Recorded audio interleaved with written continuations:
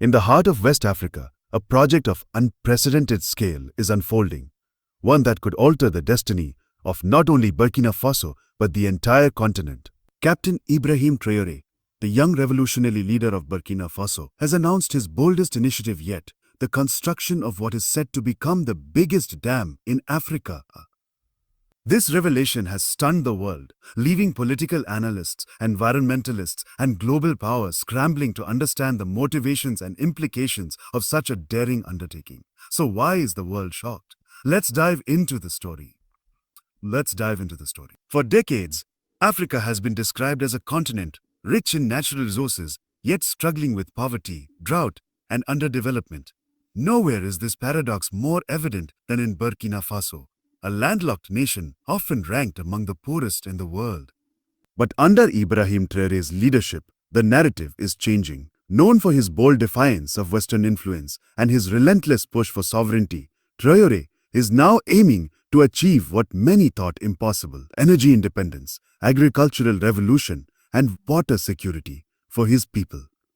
The dam, set to be constructed along the mighty Niger River basin, will dwarf any similar project on the continent. To put this into perspective, Africa's current largest dam, the Grand Ethiopian Renaissance Dam, ERD, has already sent shockwaves across the region due to its size and political impact. But Traoré's vision goes even further. His project is designed not only to generate massive amounts of hydroelectric power, but also to irrigate millions of hectares of farmland, turning Burkina Faso into a breadbasket for West Africa. What makes this project especially surprising is Burkina Faso's limited financial and technical resources. So how is Traoré making it possible? Reports suggest that the initiative is being funded through a coalition of African nations, with technical expertise flowing in from Asia, particularly China and India, countries that see in Burkina Faso a partner willing to break free from Western financial institutions like the IMF and World Bank. This partnership has alarmed Europe and the United States, who fear that Africa's strategic independence is slipping further out of their control. Beyond geopolitics, the environmental stakes are immense. Supporters of the dam argue that it will revolutionize the region by reducing dependence on costly fossil fuels, creating jobs and stabilizing food supplies in an area plagued by climate change and desertification. Critics, however, warn that megadams often displace communities, disrupt ecosystems, and create diplomatic tensions with neighboring countries. In fact, whispers are already spreading about concerns from downstream nations who rely on the Niger River for their own survival. Yet what truly shocks the world is not just the dam itself, it's the symbolism behind it. In a global order, where African nations are often pressured to follow Western dictates, Traoré is positioning himself as a leader who will define his country's destiny on his own terms. For millions across Africa, this dam is more than concrete and steel.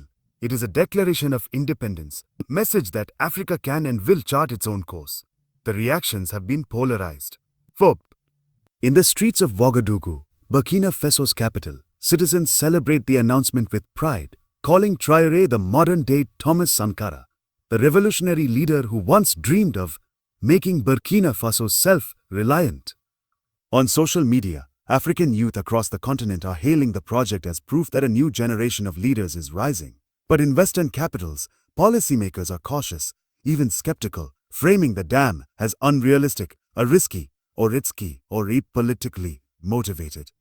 Still, if history has taught us anything, it's that great nations are not built by playing it safe.